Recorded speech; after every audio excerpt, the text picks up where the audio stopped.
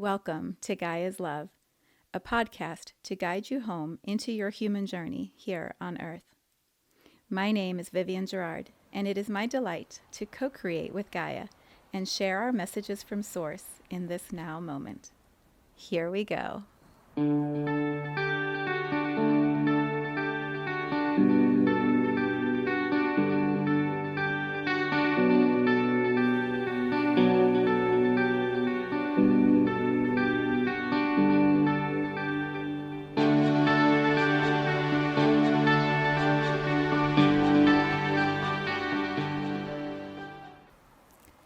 Episode 484.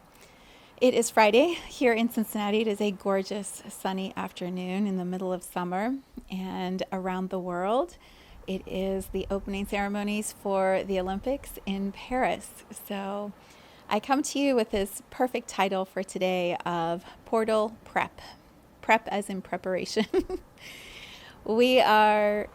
There's so much to say about this, so we're just going to dive right in. Last week in the episode 483, I talked about a frequency shift and how I could feel that there was this collective movement, upgrade, up level into something that is going to shift for all of us that we don't quite see yet, and we're all co-creating it. So I don't think anybody can actually name what that is.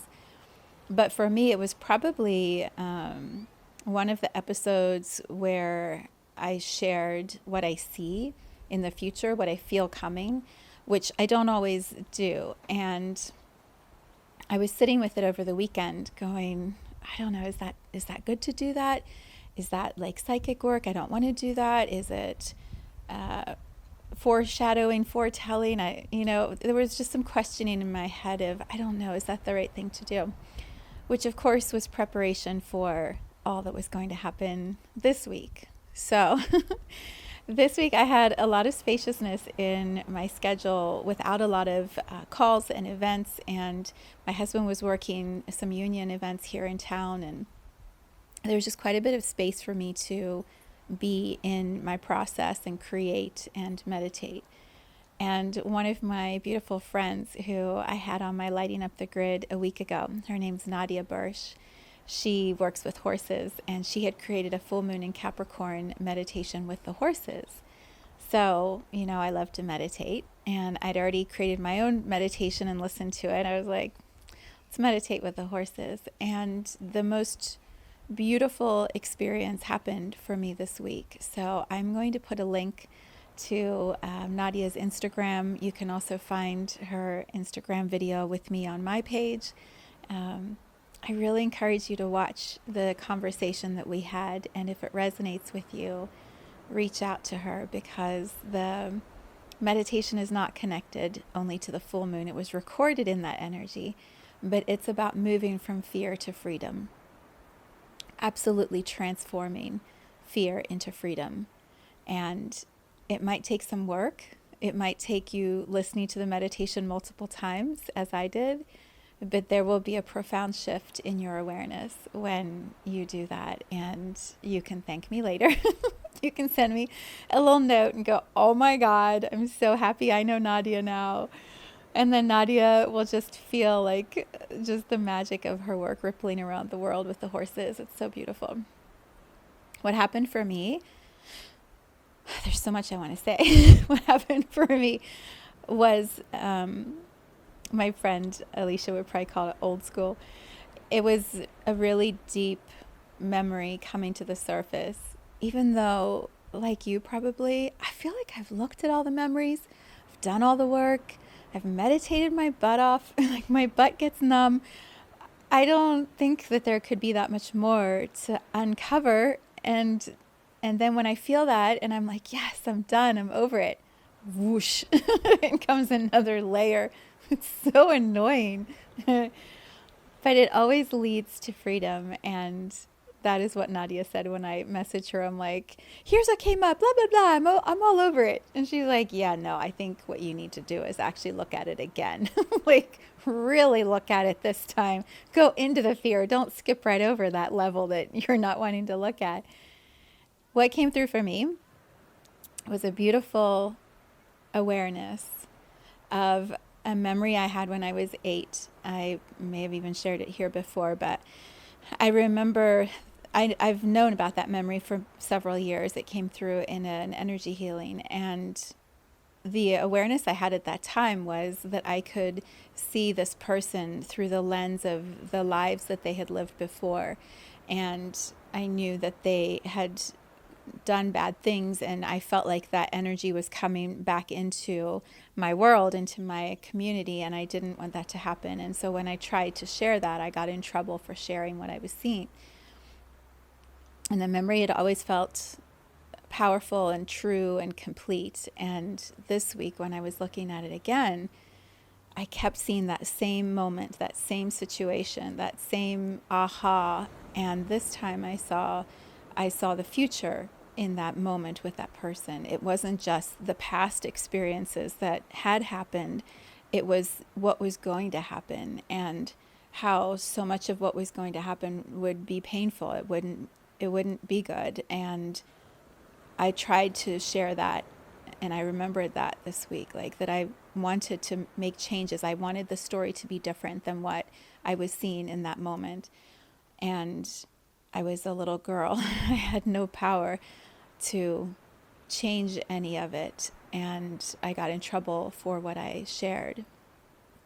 When I had this memory come through, all of it, or at least all that's revealed to me right now, more than what I had seen before, it's like this rush, and I'm naming the process in case it helps you if you have similar experiences and you doubt yourself. There's a whoosh of energy that moves through the physical body when we tap into a deeper layer of truth. There's physical expressions as truth is seen, witnessed, named, voiced out loud. For us witnessing it, it's like our hair on our arms stands up. We get shivers down our spine, or chills, goosebumps on our arms, or we immediately cry, or we start choking or coughing. Our ears pop. There's a physical release when energy starts to move. As I scratch my ear, I just talked about this in Insight Timer this past week because, of course, the whole point of that class was energy reading. Like, how do you read energy? How do you know when you're hitting the truth in energy? For me, by myself, as I was starting to see that same moment again, and then thoughts were coming into my head just one after another, and then awarenesses, and like, oh wait, it was more than that, and it was this. There was just this bubbling up of emotion that it felt like a bubble that had been tight just suddenly exploded, and air, liquid energy just moved through out into my whole body. So what that looks like is immediate, overwhelming crying, like the snotty, messy kind of crying, my ears ringing and popping, my heart beating super fast, chills running down my arm. All I could do was just try to keep breathing and try to keep myself grounded and present. Like, that's how it feels when we tap into something that our subconscious has stored for a while. It can be really intense and very scary.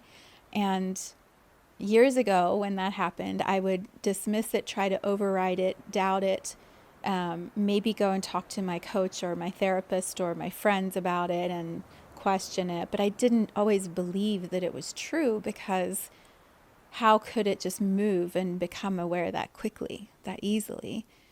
Over the years, I've learned to trust energy, to trust truth, to know that something that comes into my awareness, my subconscious, my conscious, that wasn't there before, as I'm deep in inquiry about it, and I feel it through my whole body, it's information that my soul is gifting me, is showing me, like, here's the pattern.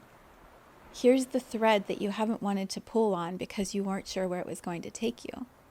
Here's the block, the belief, the limitation that you've anchored in so tightly that it's had you in its lock for 40 plus years, to protect us, to keep us safe, to make sure that it doesn't happen again. Like there's so many reasons why our system protects us. And I also believe, as an energy reader, as a mentor, I believe it's part of our human journey is to have those experiences where we lock down our gift in order to be human for a long time, to feel things, to doubt, to experience, not to see everything that is going to happen before it's going to happen and walk around knowing everything. It's to be human. And then there comes a point where the soul, the mind, the body, the heart are so in tandem, so aligned, so harmonious, that it now serves to let go of that belief, that limitation. It serves to move the energy, because there's another part of the story that's ready to be activated. It's no coincidence that one of my favorite humans, my client, my friend, because she's both, last week was telling me about an experience she had with her memory from when she was a little girl also. And I remember as she was telling me, I was like, pay attention to this. There's something that is showing you a path, like pay attention to this. And I forgot, I didn't forget. I knew that that was her memory, but I didn't make the connection until just this morning when I was running. I was like, whoa, whoa, what just happened? What happened in this portal prep that we are all moving through? So for me, the fear that I created in that moment of getting in trouble was it's not safe to see the timelines, the stories, the future, the potential things that could happen, because you're going to get in trouble. You're thought of as crazy or silly or childish or fantasy. And also, you can't stop it. You can't change it. You have no power over it. And so why go through all of that? And I believe for much of my life, older childhood and adulthood, I haven't allowed myself to really look too far into any future, to try to understand, not even understand, to predict how things will go, because I can't control that for myself or for other people. I feel like I'm kind of talking around it in circles. I'm a 5/1 in human design, and I remember when I first learned this, also in Gene Keys, the same patterns or themes. I remember being told over and over, like, you're a leader, you're here to lead, but you're going to get projected upon. And so what happens is you lead and you go the way you think you're supposed to go, and then others around you don't like what you're doing or have their own reaction to it, and so they're going to project their stuff onto you, and you're going to feel like it's yours, and then you'll stop leading. This is the roundabout way of how I interpreted it. And I can see that pattern in my life over and over again, being afraid to lead, getting in trouble for the way that I led or the decisions that I made, and doubting it, and so pulling it back and reining it in. And it's just been this constant struggle. But I can feel that I know things. I'm a double Aquarius. I can feel that I know things. And I've written books. I've created this podcast. I've done so much work, created programs, worked with tons of people. I've been on my path doing my work. And now here's this beautiful gift for me of releasing, moving from fear to freedom. Releasing this doubt in my ability to name what I see coming in the future. When I was having this awareness this week, I remembered the feeling of like so much loneliness, that I was misunderstood, that there was nobody who saw things like I saw things, at least immediately around me. And there was nobody who was going to validate those things that I was seeing. And so it was just me. And in the meditation, Nadia was guiding it, and she said, feel the ground underneath your feet what kind of surface is it? Is it grass? Is it sand? And I could feel immediately my feet just root in with the earth. And I was like, oh my gosh. Like even back then, I knew that I was walking with the energy of this planet. Like even back then when I didn't understand the word Gaia, or we weren't using the word Gaia, when Earth was just go outside and play and get busy. Go stop bothering me in the house. Go outside, children, and play. Get your feet dirty in the mud. Like Gaia Earth was always walking with me, always supporting me. And I really believe that commitment, connection, partnership was activated in a really beautiful way when I was a little girl, and it has never failed me. I've always loved this planet, the beauty of this planet, the abundance of this planet, the places I've visited on this planet. And as an awakened spiritual mentor guide recently over the last 10, 12 years, the consciousness of Gaia. And I've remembered the stories of myself with Gaia and soul energy together. So it was just this beautiful full circle completion this week that I may have believed I was alone, but I never actually was alone. And I knew that back then. Maybe the humans didn't get it, but I was good with Gaia. And I have that same sense of steadiness or confidence now after this healing. And I don't know, maybe it will last. Maybe I'll doubt myself again. I hope not. But my intention is to keep coming back to this steadiness, which is, it's okay if everyone around me doesn't understand all the things that I say or believe all the things that I see. They're coming to me for a reason. Those images, messages, these words, these transmissions that I bring into the podcast and into my work, they're coming to me as energy consciousness with intention, with purpose. And my job, my work as the soul in the human body is to flow them through, to be the vessel, the transmitter of those messages. And sometimes they may have what I would call predictions or some sort of connection to the future that isn't yet formed. But most of them are transmissions of love, of remembering, of tapping back into the soul that chooses the human journey. And so I'm going to trust more. I'm going to deepen into the messages that want to flow and filter even less than I have been, perhaps. Because what I realized when I was looking back at that moment, that memory, was there's always co-creation happening. I come with my soul's intention in the story, the potential theories that I'm going to explore and play out, and so does everyone around me. And it's not my job to change theirs. It's not my job to tell someone what their story should or shouldn't be about or like, or what their lessons are.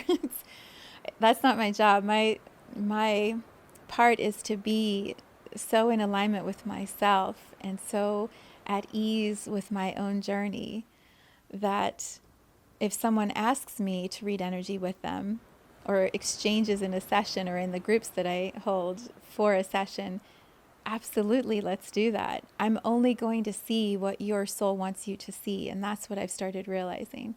I mean, I've known that, but like naming it now.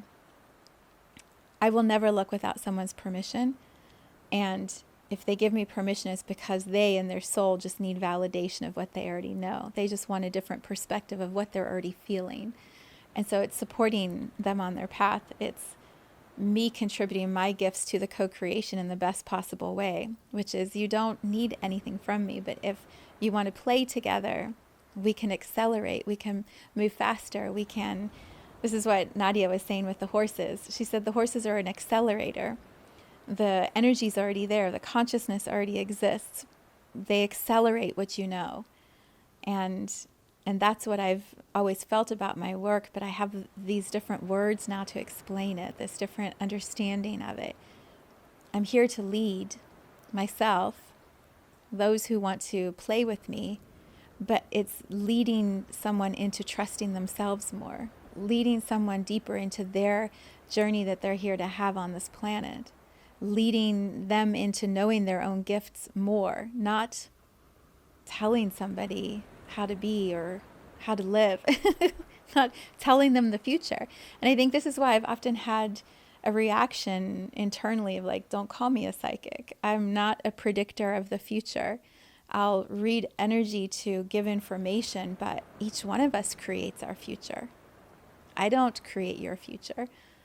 I co-create with you, and together we do something if we choose to, but I create my future. And I don't like looking far ahead. I really enjoy the journey itself. And sometimes it surprises me, it catches me off guard. Things happen that I'm like, how can I be an energy reader and I didn't see that it was going on the whole time, or that this was being created and I didn't even know that, or how did I not see this? But I think that's because I enjoy being human. I want the feelings, the range of the human experience. And when I choose to tap in, to sit and meditate and be really focused, I can manifest, create exactly what it is I desire. And my work is to let go of the time gap between that intention, that clarity, and it actually manifesting. I feel like things are accelerating though, and I'm really excited to see where all of this is going to go for me, for all of us collectively. Which leads me to portal prep. This is a long explanation of what was going on this week, but it's been such a beautiful, powerful week. I'm just overflowing with gratitude for the resources that I have in my life, for the people who love me and check on me, and the steadiness and my own commitment to doing this work and diving deeper and deeper into my own consciousness, my own journey as a soul in a human body. Jade, by the way, has just crashed out on my office chair over there. Portal prep.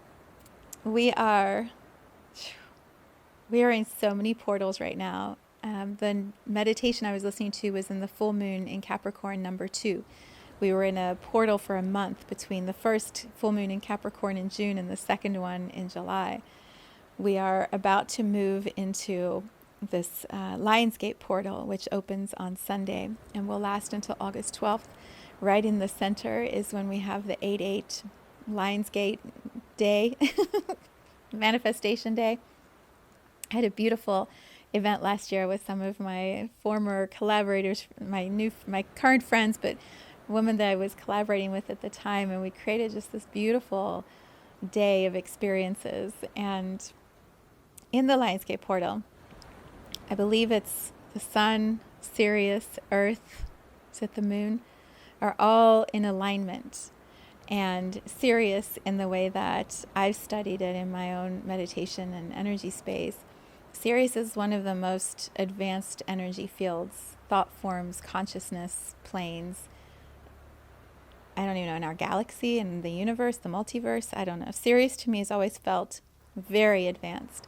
And the way I have seen it is in this Lionsgate portal, there's a pathway of frequency, of energy that opens up between the system, the space called Sirius, and Gaia, Earth.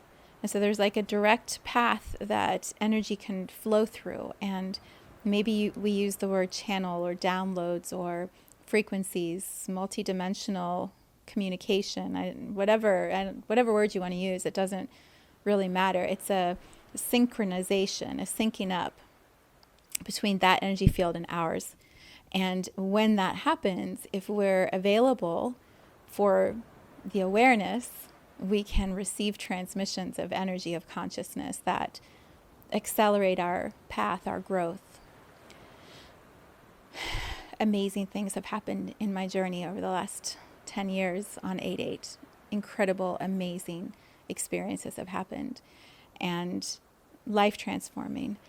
And so I'm open to the magic, as I feel we all should be open to the magic. But for this year, I feel like it's being amplified because we're about to move into this shift with Pluto moving into Aquarius in a few months. So here's another element. There's so much to say. I'm trying to condense it all very quickly. Pluto's been in Capricorn, as you probably know, for the last 15 years. Last March, Pluto moved into Aquarius and did a little dip, and then it went back into Capricorn. From June until January of this year, June of last year, January of this year, Pluto was in Capricorn. January, it moved into Aquarius and it went forward. Well, it's now going backwards. It's almost finished with being in Aquarius. In September, the beginning of the month, it's going to dip back into Capricorn again. It's going to be in Capricorn for 2 months. And then in November, it's going to move into Aquarius for the next 20 years. So we've been in this like back and forth seesaw kind of energy since last March. My natal Pluto is like right at 0 degrees Aquarius. So, as I've been told by my astrologer friends, OMG, are you feeling it? I'm like, am I feeling it? I feel like the last year plus has just been so much awareness, downloads, information, questioning, doubting, active. I mean, so much beauty, amazing. But it's been a bit of a seesaw, and I've really been feeling that over the last couple of weeks from when Pluto and Aquarius started to go backwards again. I'm like, oh my God, we're reviewing this again. We're looking this again. Why are we doing this again? It's right on my pressure point. And Chiron is retrograde today. So Chiron retrograde again, like it's a lot. It's a lot. I feel like all of that is amplifying the potential power of this Lionsgate portal. Or we could say the Lionsgate portal is amplifying the potential of preparing us as we make this transition into Pluto and Aquarius for 20 years. There's a rinsing, a clearing. It's like I talked about mining the records a couple weeks ago. It's like we have this little gold dust thing with the water, and we're just shaking all this stuff loose to see if there's any little pieces of gold like the old miners used to do in the water. Just let's try and find the gold. I feel like that's what we're in right now. And it can be extremely frustrating. It can also be absolutely game-changing for our human experience, which is why I call this episode Portal Prep. We are in between lots of portals, about to begin the Lionsgate portal, and then definitely moving into the Pluto and Aquarius portal. And I feel like a lot of what is happening right now is preparation to support us. It's our soul aligning with the universe, the galaxy, astrology, consciousness, all the things, aligning with that potentiality and saying, let's step into the biggest, best next version of who you came here to be as a soul in this human form, in this lifetime. How big do you want to play? How wild do you want your life to become in its expression and its freedom and its play and its pleasure? Like, what kind of a life do you really want to be living? And if you're not already doing that, let's prepare you for that next phase of your journey. But we have to be the ones to say, yes, I want to step into this portal. It's exactly like the Olympics right now in Paris. Every one of those athletes has spent years preparing for this one experience. Maybe they've done it multiple times. But this one experience in Paris, it'll only be once in their lifetime, in our lifetime probably. Maybe. Depends how long we live. But they had to prepare for this portal. Now they're in it. What are they going to do with it? And because at the end of the Olympics, the portal will close. And then this one experience of the Olympics in Paris will be complete in 2024. It's the same for us. The portal opens. We walk into it. How prepared are we? And what are we going to do with it while we're in it? And then the energy portal is going to close when it's time to close. Some portals are short. Some portals are long. Some portals are stacked, which is what's happening right now. They're stacked. But there's a reason for that. And I feel like our soul is encouraging us, is saying to you through me, like, you've got so much support. There's so much support at our back with the universe, astrology, our higher selves, our souls, our guides, the beings that work with all of us. Like, what are we going to do with it? So how do you prepare for a portal? I believe you sit on your butt and you meditate.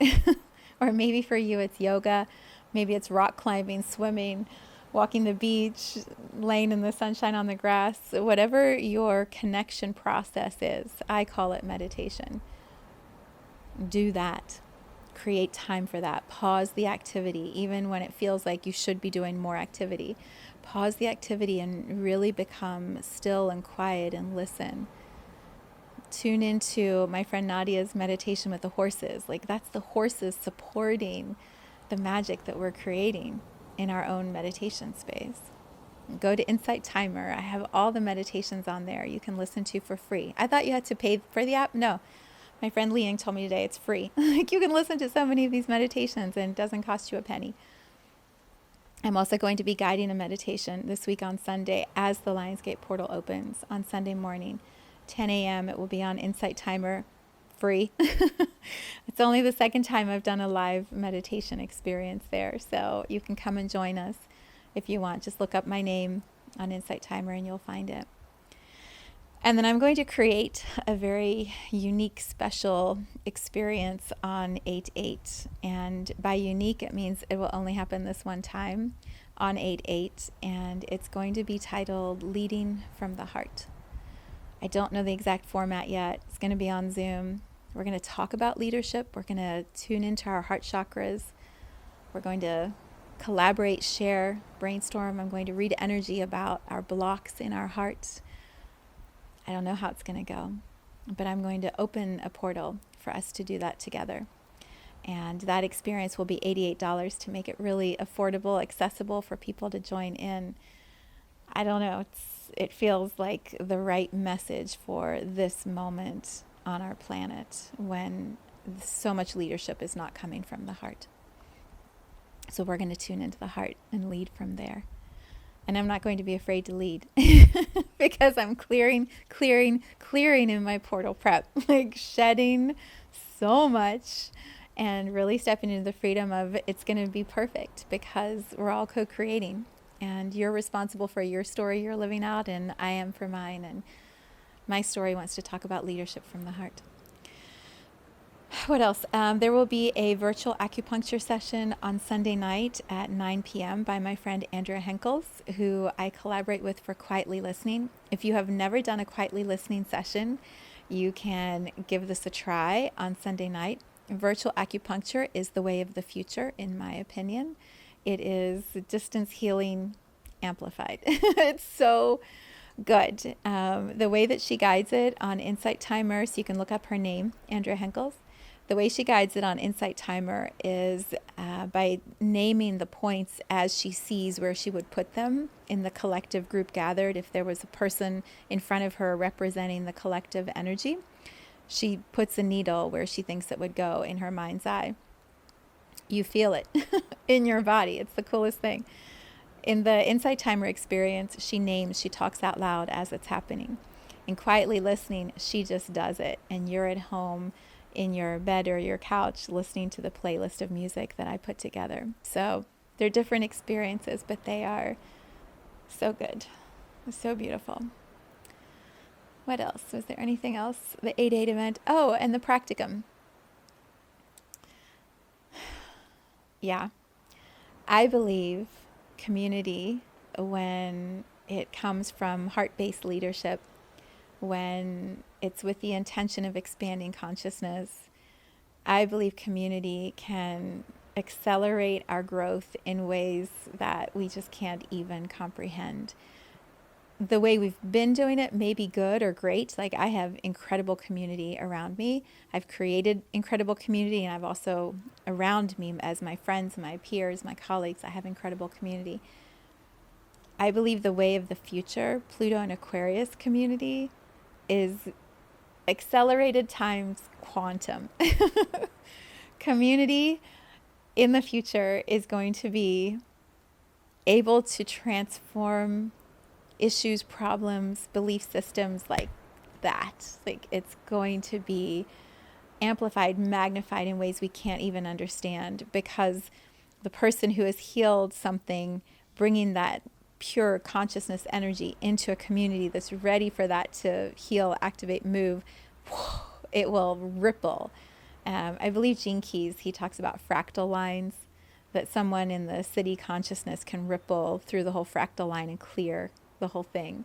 That's kind of how it feels to me with the way that community can be held as we really move into Pluto and Aquarius energy. Like we can't even comprehend what it's going to become. And so the practicum is my contribution to that level of community. It's based on expansion of consciousness, and it's taken me a while to figure it out, to get the words right, to name the frequency that I know is its highest potential at this time. And it took me doing my work this week to be prepared to lead it in the way that I'm now ready to lead it, which is badass awesome. So excited, so ready. And so that's what I'm working on right now. I am editing the page. If you like to see works in progress, you can go to viviangerard.com and then look up under You and Me. It'll say the practicum. And you'll see it's kind of messy and not all coherent yet, but sometimes that's fun to see. I'm going to keep adding and getting it just right, and then I will be sharing more about it. The prices will stay the same, the structures will stay the same, but there's going to be different elements that I will be including, and the frequency underneath it is clearer and more inclusive and more empowered and more badass. Awesome. So, yeah, that's what I'm working on right now. And when it's ready, it'll be shared. I'm assuming it'll be in the next few days. I would like to release it during this Lionsgate portal. So, Leading from the Heart on 8/8, and then the practicum. I also offer activation sessions, as I always do, and I will get those dates for August up. I just haven't. It's been really busy. Yeah. There you go. I feel amazing. I'm so grateful to Nadia and her work, and to the community around me, and my husband who supports me through all of this emotional landscape that I keep deepening into. And most of all, I'm just really grateful that my soul chose this specific story that I am constantly rewriting. It is extraordinary. So have a beautiful weekend. Tune into any of the resources I just named. Rewind back if you thought of something and you're like, yeah, I want to learn more. I'll try and remember to put all the links in. And then I will see you back here next week in the Lionsgate Portal energy. So much love. Thank you for tuning into this vibration of pure love. Let's take this message of Gaia's love out into all of our relationships and communities today. So much love from my heart to yours.